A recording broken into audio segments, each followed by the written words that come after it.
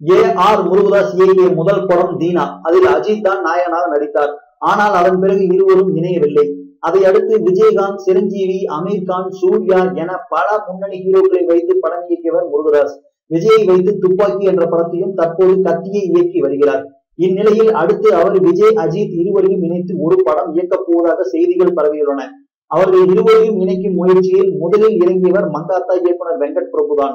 ஆனால் அவர் அடுத்து சூர்யா நடிக்கும் படத்தை இயக்கும் வேலைகளில் இறங்கியிருப்பதால் இப்போதைக்கு அதற்கான வாய்ப்பு அமையவில்லை என்று கூறுகிறார்.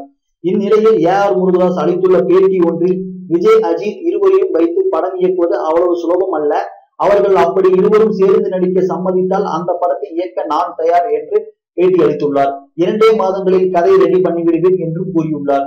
முருகதாஸின் இந்த அறிவிப்பை விஜய், அஜித்தை இருவரும் ஏற்றுக்கொள்வார்களா என்பது கேள்விக்குறியாகத்தான் உள்ளது.